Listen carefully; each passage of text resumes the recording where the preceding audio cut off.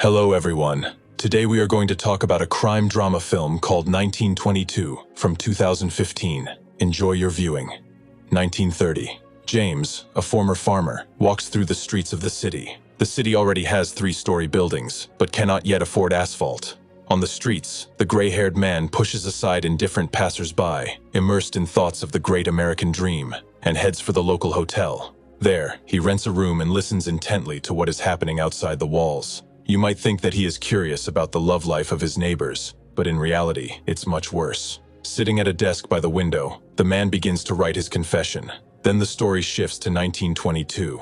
James's voiceover explains that his father-in-law has bequeathed his wife 40 hectares of fertile land, which the experienced farmer plans to annex to his plot and later pass on to his son Henry. After all, in those decent and God-fearing times, a man's main value was his land, and his son was the best reason to be proud. However, his wife, who was fond of sewing clothes, had a completely different outlook on life. She could not stand living among the cornfields, where the highest achievement of tailoring was sewing clothes for scarecrows. Using her right to inheritance, the wife wanted to sell all the land to local corporations and move with her family to the city. Of course, this approach does not find understanding with the husband, who is used to working with his hands on his land. During a conversation over dinner, the son supports his father, which greatly upsets his freedom-loving mother.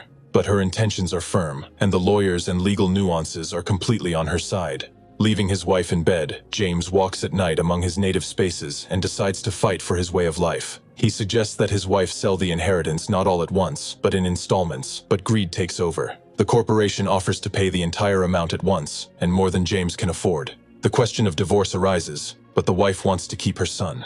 This completely contradicts James's worldview. The man begins to hatch a sinister plan. He is tormented by the thought that he has not only fallen out of love with his wife, but has openly hated her. James decides to use his son to his advantage. The boy is already showing interest in the neighbor girl, the daughter of more successful farmers. James convinces Henry that the mother not only wants to divorce them, but also to take her son with her to the city. This means a change of scenery, where the village boy will be a stranger and will be separated from his beloved girl. This simple thought penetrates the boy's mind. Without his mother, life will remain the same, simple, clear, and familiar. The father's sly speeches have an effect. The boy becomes distant from his mother. The matter comes to an open quarrel and physical abuse by his wife.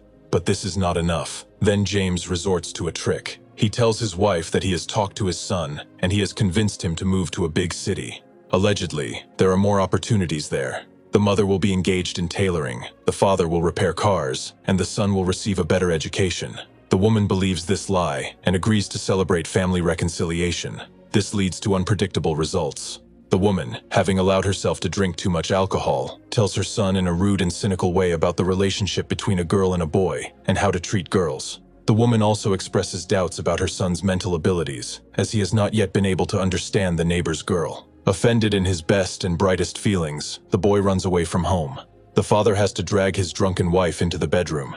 Afterwards, the father and son, having consulted, decide that the woman not only does not understand anything about their complicated farming business, but also causes maximum losses. This leads to the realization of a long overdue decision to beat her. But this is done in the most ridiculous way possible. With the help of his son, the husband sends his wife to the next world. They drag her lifeless body, wrapped in a blanket, down to an old well. After throwing it down, they begin to carefully hide the traces. First of all, they wash away traces of blood wherever possible. Then, in order to avert suspicion, they imitate the escape of his wife, who is allegedly tired of rural life and has decided to run away to the big city. To do this, they carefully collect the best dresses, jewelry, and memorabilia. Then they dump all of it into the same well. Suddenly, James notices rats living at the bottom of the well. They are feeding on his wife's body. This sight is burned into his memory. For a long time, this image will haunt him in his nightmares. One day, a car with a lawyer drives up to the house. The stern and straightforward James is in no hurry to even shake hands with this man. Instead, he greets the driver who brought the lawyer without prejudice, treating him to cold milk. The lawyer has come to draw up documents for the sale of land, but since the owner is not there, it is impossible to do so. He has to leave with nothing. However, there is a lot of money behind him, so soon the local sheriff comes to James's house to make sure that the farmer is not holding his wife by force. By then, James realizes that he needs to carefully cover his tracks. He gets the cow onto the manhole cover so that it falls in under its own weight. To prevent the smell of rotten meat from spreading around, the farmer and his son cover the well with earth. When the sheriff arrives, James doesn't hesitate to let him in. Unlike the lawyer, who is a personal enemy, he does not want to quarrel with the local government official. The policeman carefully examines the house and rooms, but finds no suspicious traces. In the end, James even invites the sheriff to look at the well with the dead cow, but he decides not to traumatize his psyche once again, and refuses. Soon it's time to harvest the crops. To do this, they take the equipment of neighboring farmers along with hired workers. During a break, the neighbor's daughter asks James if his son is okay. He has become distant and very gloomy. The man tries his best to calm the girl down. One night in the barn, they hear the disturbing noise of cattle. A farmer with a lantern and a rifle goes to see what happened. He finds rats in the barn, the same ones that had crawled out of the pipe of the filled-in well. They are very harmful to the animals. In the morning, he cements the pipe, but the rats and hallucinations are not his biggest problem. Henry's son tells him that his girlfriend is pregnant, and they are both only 15 years old. On the one hand, this is not such a big problem in the countryside, but on the other hand, the girl's father, a successful farmer, is categorically against marriage with a poor boy. In addition, James himself, remembering his experience with his wife, is in no hurry to organize a wedding. He is also jealous of his potential father-in-law. He has a better house, a wife who doesn't mind, and a nice car. The girl's father arrives on a courtesy call to inform him of his plan. The girl will go to a Catholic monastery, where she will stay until the moment of delivery. The child will be given up for adoption, and she will return home. This will relieve both her and the boyfriend of the burden of family life.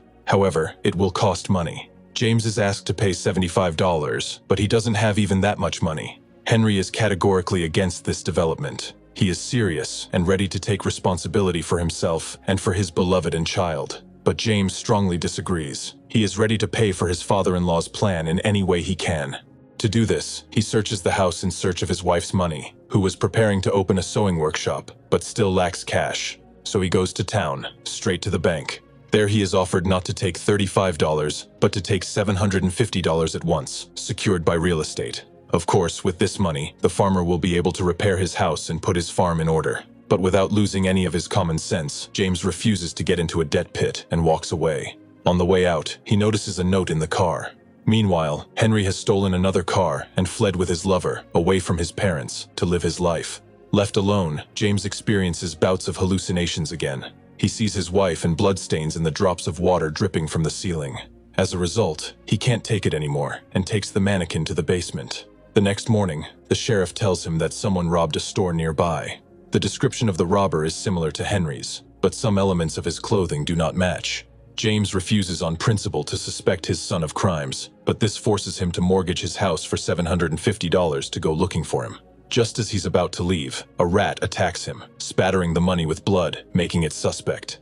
Having regained his strength, James falls into psychosis, drinks alcohol, lies on the couch, and watches snowflakes fall on the house. He is tormented by nightmares and haunted by visions of his dead wife. Eventually, she catches up with her unfaithful husband to whisper to him what only the dead know. She tells him about the fate of their son. After running away with a girl, he bought a revolver with his last money and used it to rob several stores. But in one of them, when they were already running away, the owner came out with a gun and fired after them. The bullet caught up with the pregnant girl. Staying among the fields, Henry carried his beloved in his arms to the nearest house through the snowy fields. Hiding her in an abandoned barn, he went to look for firewood, but when he returned, she was already dead. Unable to bear it, he lay down next to her and shot himself with a revolver he had bought. All this information was not reliable until later. Frostbitten James, who had his left hand amputated, is told by the sheriff that the remains of a woman who looks like his wife, who was robbed while trying to get to Canada, have been found. Knowing the truth, the farmer agrees with this version. Later, the bodies of his son Henry and his lover are brought to the city. During the identification, James sees that the boy's face has been gnawed off by rats, just like the face of his wife, who was thrown into a well. The memorial service for the girl is filled with a full house of sympathizers, while only the father and the ghost of his wife with a retinue of rats come to say goodbye to Henry. James tries to sell his land to a neighbor, but after his daughter's death and his wife's departure, he doesn't care about the land. His father-in-law notes that they are ending this year in the same way, having lost their children and wives. When James returns home, he notices that the last cow that lived in the house with him has fallen off the porch and is lying injured. This is the last straw. He finishes off the cattle with a shotgun. As a result, he has to sell the land at a very low price and go to the big city, getting a job as a loader at a factory. But even there, he is haunted by rats. After living there for a long time, James comes to the conclusion that he should have done something differently, agreed to his wife's proposal to move, or at least divide the property and get a divorce. Having finished writing his confession, James turns to the wall. The rats have gnawed a hole and are now climbing in one by one, and in the middle are the ghosts of his wife, son, and son's fiancée. James, holding back his tears, patiently awaits his fate, realizing that he fully deserves his punishment. If you have watched the video so far, you should know that I am happy to have viewers like you. Thank you for watching to the end. Subscribe to the channel and follow the news. Klonsak Recapped was with you. See you soon.